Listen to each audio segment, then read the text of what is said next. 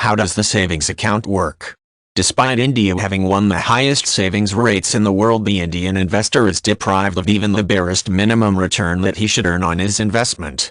Making an investment should be governed by three basic criteria. It should be safe, there should be liquidity, and it must give you returns.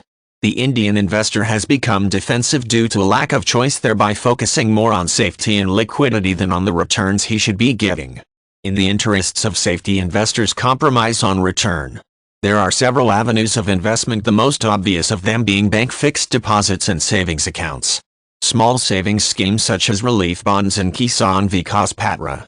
A surrogate method of investment is also through purchase of endowment life insurance policies. Besides insurance cover, these policies are viewed as savings.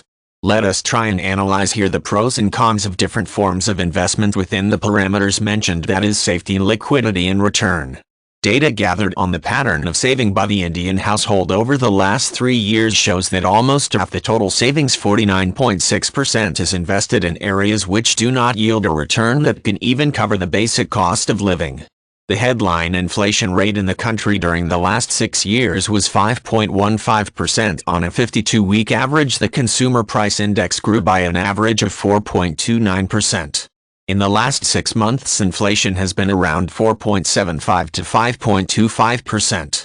Of the total deposits with banks, 25% constitutes savings account deposits on an average. Banks offer 3.5% PA interest on savings account, which is insufficient to cover inflation and therefore does not generate any return to the investor. In 2001-02, banks were offering 5 to 7% interest on FDs with 1-year maturity, and during the year the inflation rate was 7.2%. Depositors were therefore getting a negative rate of return. In 2001-02, due to an overall decline in the economy, inflation remained subdued at around 3.6%, and depositors were able to get a return on their investments in banks. From 2004-05, inflation has started picking up, but due to the government's benignly indifferent interest rate policy, the interest rate has remained at earlier levels, with investors losing money on their FD investments. Now let us look at the security aspect. Legally speaking, bank deposits are covered by insurance only to the extent of Rs 1 lakh. That is irrespective of the amount deposited. If the bank goes bankrupt, the depositor will get only Rs 1 lakh. That too will happen only if the bank has paid the insurance premium to the insurance company. History has shown that nationalized and scheduled banks have never closed down. Poor financial management will lead to a temporary moratorium on the bank and subsequent merger with another strong bank. However, depositors have not been so lucky in the case of cooperative banks. Liquidity is at the cost of return. If you break your deposit prematurely, then there is a certain reduction in the returns that you earn.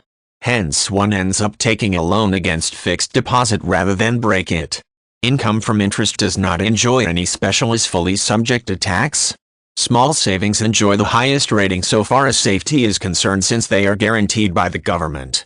The average return is 8% on such investments and subject to tax. Hence, after tax, the return works out to about 5-7% depending on the tax bracket one is in.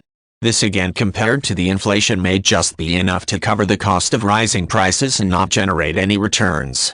These schemes have a lock period and hence are low on liquidity parameters.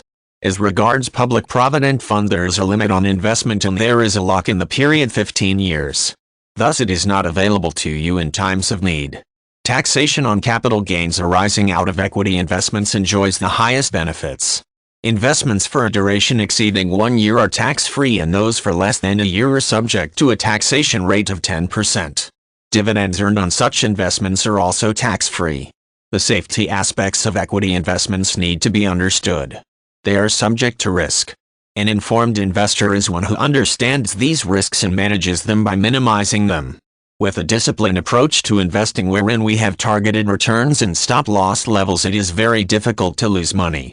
The successful investor is one who has conquered greed and overcome the fear of loss. So the next time you are about to put your money in the bank or post office, remember there are better options available.